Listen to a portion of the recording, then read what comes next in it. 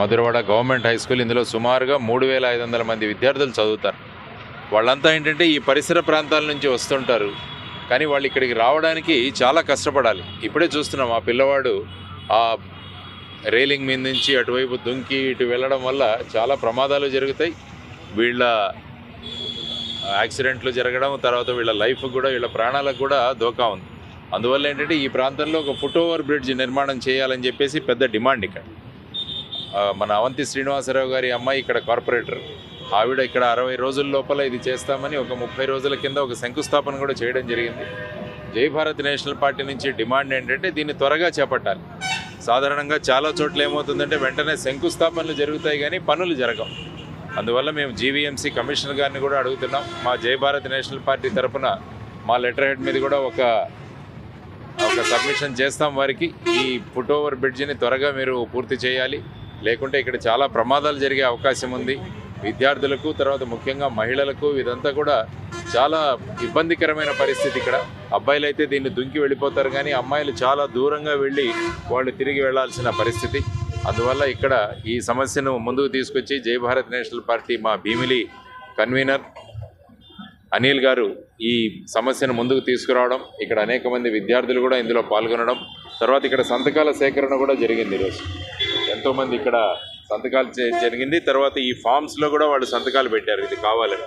కాబట్టి ఈ సంతకాల సేకరణతో ఒక మా జై భారత్ పార్టీ లెటర్ హెడ్లో ఈ కమిషనర్ గారికి కూడా ఇస్తాము. ఇది త్వరగా ఇంకొక నెల రోజుల లోపల అయ్యేటట్టు చేస్తాము, లేకుంటే ఇక్కడ పెద్ద ధర్నా కార్యక్రమాన్ని ఏర్పాటు చేయాల్సిన అవసరం వస్తుంది. ఎందుకంటే పరీక్షలు వస్తున్నాయి, ఇప్పుడు విద్యార్థులకు పరీక్షలు రాయడానికి కూడా చాలా ఇబ్బందులు కలుగుతాయి. అందువల్ల వెంటనే ఈ ఫుట్ ఓవర్ బ్రిడ్జ్ నిర్మించాలని మేము డిమాండ్ చేస్తున్నాము. ఎమ్మెల్యే గారిని, తర్వాత కమిషనర్ని, తర్వాత ఇక్కడ ఉన్న లోకల్ కార్పొరేటర్ గారిని కూడా. సో ఇవి త్వరగా చేస్తారని మేము కోరుకుంటున్నాం. ప్రజల సమస్యలు తీర్చడమే ప్రభుత్వం యొక్క బాధ్యత, కాబట్టి దీన్ని యుద్ధ ప్రాతిపదికన మీద ఈ సమస్యను పరిష్కరించాలని జై భారత్ నేషనల్ పార్టీ కోరుతోంది. కానీ జై Bharat national party manifesto release చేయడంలో బిజీగా ఉండినాం. మేము ఒక మేనిఫెస్టో కూడా రిలీజ్ చేశాము. అన్ని విషయాలు అంటే ప్రాంతాలు అభివృద్ధి చెందాలి, గ్రామాలు అభివృద్ధి చెందాలి, పట్టణాలు అభివృద్ధి చెందాలి, మంచి విద్య లభించాలి, మంచి వైద్యం లభించాలి. ఈ కారణంగా మేము మా మేనిఫెస్టోలో తయారు చేయడంలో బిజీగా ఉంటే మిగతా వాళ్ళు పొత్తులలో బిజీగా ఉంటున్నారు. ఎవరు ఎన్ని సీట్లు ఇస్తారు, తర్వాత ఎవరితో పొత్తు పెట్టుకోవాలి, ఇంకొక పార్టీ పొత్తు వస్తే కొన్ని సీట్లు ఇక్కడ తగ్గుతాయి. సో ఈ విధంగా ఆలోచనలతో వెళుతున్నప్పుడు జై భారత్ నేషనల్ పార్టీ పొత్తులు పెట్టుకోదు, ప్రజా సంక్షేమం కోసం ముందుకు వెళుతుంది అని చెప్పడానికి మా మేనిఫెస్టో కూడా రిలీజ్ చేశాను. ఆ కాపీ కూడా మీకు ఇస్తాను. ముఖ్యంగా మేము చెబుతున్నది ఏంటంటే అర్బన్ ప్రతి నియోజకవర్గానికి 100 కోట్లు రిలీజ్ చేయాలనేది జై భారత్ పార్టీ యొక్క మేనిఫెస్టోలో ప్రధానమైన అంశం. ప్రస్తుతం ఏమవుతుందంటే ఎమ్మెల్యేలు ముఖ్యమంత్రికి దగ్గరగా ఉంటే వాళ్ళ నియోజకవర్గంలో మాత్రమే నిధులు రిలీజ్ అవుతాయి. అదే ప్రతిపక్షాల్లో ఎవరైనా ఎమ్మెల్యే ఉంటే ఆ నియోజకవర్గానికి నిధులే ఉండవు. అందువల్ల జై భారత్ నేషనల్ పార్టీ ఏం చెప్తుంది, ఎమ్మెల్యే ఏ పార్టీ వాళ్ళకి చెందినా కూడా ప్రతి నియోజకవర్గానికి కూడా 100 కోట్లు రిలీజ్ చేయాలి. ఈ 100 కోట్లు కూడా ఎమ్మెల్యే ఖర్చు పెట్టరు, ఆ ప్రాంతంలో ఉన్న ప్రజా కమిటీ ఏదైతే ఉందో వాళ్ళు నిర్ణయిస్తారు. ఫర్ ఎగ్జాంపుల్ ఇక్కడ ఈ నియోజకవర్గానికి, భీమిలి నియోజకవర్గానికి 5 సంవత్సరాల్లో 500 కోట్లు రిలీజ్ చేస్తే ఈ ఫుట్ ఓవర్ బ్రిడ్జ్ అన్నది వెంటనే చేసుకోవచ్చు మనం. కానీ ఇక్కడ ఏమవుతుందంటే ఫండ్స్ రావాలి, వాళ్ళని చెప్పాలి, ఈ విధంగా ఉండడం వల్ల అభివృద్ధి కుంటుపడుతుంది. సో దానివల్ల జై భారత్ నేషనల్ పార్టీ ఎప్పుడూ కూడా ప్రజలే పాలకులు అన్న కాన్సెప్ట్. మాకు చీఫ్ మినిస్టర్ ఎవరో తెలియదు, కానీ మా గ్రామ సర్పంచ్ ఎవరో తెలియాలి, మా వార్డు యొక్క కౌన్సిలర్ ఎవరో తెలియాలి, కార్పొరేటర్ ఎవరో తెలియాలి. ఆ విధమైన డీసెంట్రలైజ్ అంటే వికేంద్రీకరణమైన పాలన ఏదైతే ఉంటుందో దానికి జై భారత్ నేషనల్ పార్టీ ప్రధానంగా ఇస్తుంది. ప్రతి ప్రాంతంలో కూడా 10 చిన్న చిన్న పరిశ్రమలు నెలకొల్పాలన్నది కూడా మా ఆకాంక్ష. సో ఆ విధమైన మేనిఫెస్టోతో ముందుకు వచ్చాము. సో దాన్ని ముందుకు తీసుకెళ్తాం. కాబట్టి అందరూ పొత్తులతో బిజీగా ఉంటే మేము మేనిఫెస్టోని ప్రచారం చేయడంలో బిజీగా ఉన్నాం. కాబట్టి ప్రజలందరూ ఆలోచించండి. ఎందుకంటే నిన్నటి వరకు ఒక పార్టీలో ఉన్నవాళ్ళు రాత్రికి రాత్రి ఇంకో పార్టీలో జాయిన్ అయిపోతున్నారు. మరేంటి అంటే అంతవరకు ఒక పార్టీ సిద్ధాంతాలు ఉన్నవాళ్ళు రాత్రే సిద్ధాంతాలు మారిపోయి మళ్ళా ఉదయానికి కొత్త సిద్ధాంతాలు వస్తాయి. కాబట్టి వీళ్ళందరూ కూడా ప్రజలను మోసం చేస్తున్నారు అన్నది ప్రజలు గ్రహించాలి. అందువల్ల ఇటువంటి మోసపు రాజకీయ నాయకులతో మీరు మోసపోకండి. మీ సమస్యలు తీసుకొని మిమ్మల్నే పాలకులుగా చేయడానికి వస్తున్న జై భారత్ పార్టీని మీరందరూ కూడా సపోర్ట్ చేయాలని మేము కోరుతున్నాం. మాకు ఎటువంటి స్వార్థాలు లేవు, ఎటువంటి ఆస్తులు తయారు చేసుకోవడం మా ఉద్దేశం కాదు. మిమ్మల్ని ఆస్తిపరులుగా చేయాలి, మీ పిల్లలు తర్వాత భావితరాలు చక్కగా ఉండాలన్నది జై భారత్ నేషనల్ పార్టీ యొక్క ప్రధానమైన ఉద్దేశం. కాబట్టి మేనిఫెస్టోను అందరూ చదవండి, ఇంకా మీ సూచనలు ఉంటే చెప్పండి. ఈ మేనిఫెస్టో ప్రధానంగా ప్రజలిచ్చిన పాయింట్స్తో తయారు చేశాం. ఆ తర్వాత ప్రతి నియోజకవర్గానికి కూడా ఒక మేనిఫెస్టో తయారు చేయబోతున్నాం. రాష్ట్రంలో ఉన్న 175 నియోజకవర్గాలు ఏవైతే ఉన్నాయో ప్రతి నియోజకవర్గానికి ఒక మేనిఫెస్టో ఉంటుంది. అంటే ఆ ప్రాంతంలో ఉన్న సమస్యలన్నింటినీ కూడా అందులో మనం చేసి జై భారత్ నేషనల్ పార్టీ ప్రభుత్వం స్థాపించిన తర్వాత ఈ నియోజకవర్గ సమస్యలు ఏ విధంగా తీరుస్తామన్నది మీరందరూ కూడా చూడవచ్చు. కాబట్టి ఆ విధంగా ఆలోచించండి అని చెప్పి నేను ప్రజలను, ఓటర్లను కోరుతున్నాను. సార్, రాష్ట్రంలో చాలా పొత్తులతో వెళ్తున్న చాలా పార్టీలు, సో కొత్తగా ఆవిర్భవించినట్టు జై భారత్ పార్టీ సింగిల్గా వెళ్తుందని చెప్తున్నారు. మీరు అనుకున్న ఆశయాలను సాధించే అవకాశం ఉంటుందంటారా ఈ తక్కువ కాలంలో? మేము పొత్తులు పెట్టుకొని ఎవరెవరో ఆశయాలు రాత్రికి రాత్రి సిద్ధాంతాలు మారిపోయే వాళ్ళతో పొత్తులు పెట్టుకుంటే అది కరెక్ట్ కాదు. అందువల్ల మాకు ఓపిక ఉంది ప్రయాణం చేయడానికి, మాకు ప్రజల మీద మేము నమ్మకం పెట్టుకున్నాం.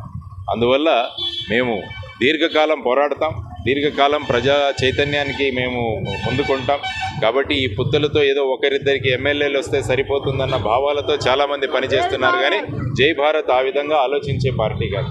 మొత్తం మార్పు రావాలి, ఆమూలాగ్రంగా మార్పు రావాలని కోరుకుంటుంది జై భారత్ నేషనల్ పార్టీ. క్షేత్రస్థాయిలో బలోపేతం జరుగుతుందా సార్ పార్టీ? క్షేత్రస్థాయిలో వెళుతున్నాము. క్షేత్రస్థాయిలో ప్రతి నియోజకవర్గానికి కూడా మా కన్వీనర్లు, కోఆర్డినేటర్లు నియమించడం జరిగింది. వాళ్ళని తీసుకువెళ్తాం. ఎందుకంటే మీరు చూస్తే ఎక్కడ చూసినా డబ్బు యొక్క ప్రభావం కనిపిస్తుంది మీకు. ఎందుకంటే హోర్డింగులు, పోస్టర్స్ అన్నీ కూడా ఇప్పటికే ఆక్యుపై చేసేసాం. అంటే ఈ విధంగా డబ్బును వెదజల్లి డబ్బు ప్రభావం చూపించి ప్రజల మీద ప్రభావం చూపించడానికి వాళ్ళు ప్రయత్నిస్తున్నారు. మేము ఇంటింటికి వెళ్ళి మేము ఏం చేస్తామో అని చెబుతాం. ఇది డబ్బుల పార్టీ కాదు ఇది.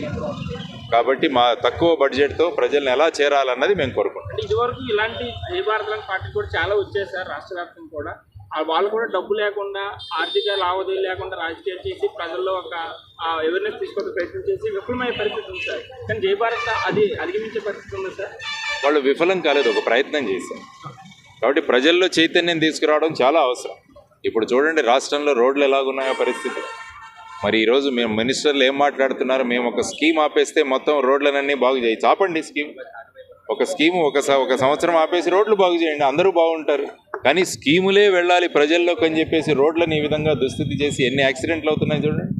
కాబట్టి ప్రయారిటీస్ అంటే ఆ విధంగా ఉంటున్నాయి. వాడు అంటే అప్పు ఎక్కడి నుంచైనా తీసుకురండి, కానీ ప్రజలకు సంక్షేమం కానీ ఫ్రీబీలు కానీ ఇవ్వండి అన్న ఆలోచనలు ఉంటే రాష్ట్రం ఎప్పటికీ బాగుపడదు.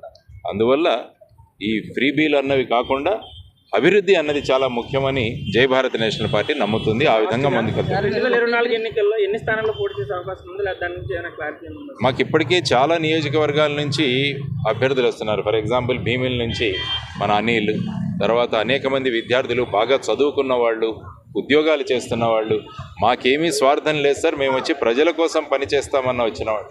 జై భారత్ నేషనల్ పార్టీ ఇంకోటి ఏం చెప్తుందంటే, మీరంతా కనుక ఓటు వేసి మమ్మల్ని ప్రభుత్వంలోకి తీసుకురాగలిగితే 2029లో మేము క్యాంపెయినింగ్ చేయం, ఒక్క పోస్టర్ కూడా పెట్టాం. ఆ 5 సంవత్సరాలు మేము ఏ పని చేశామో అదే చాలు. లేకుంటే ఇప్పుడు 4.5 సంవత్సరాలు, 5 సంవత్సరాలు అయిన తర్వాత కూడా రాష్ట్రానికి ప్రత్యేక హోదా రాలేదు.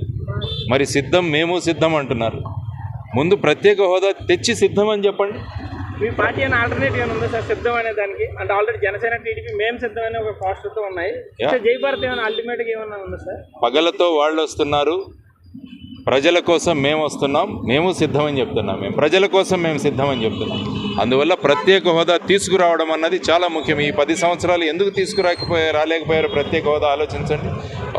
మన ఊర్లో ఇండస్ట్రీస్ రాలేదు, పరిశ్రమలు రాలేదు, విద్యార్థులంతా వలసలు వెళ్ళిపోతున్నారు.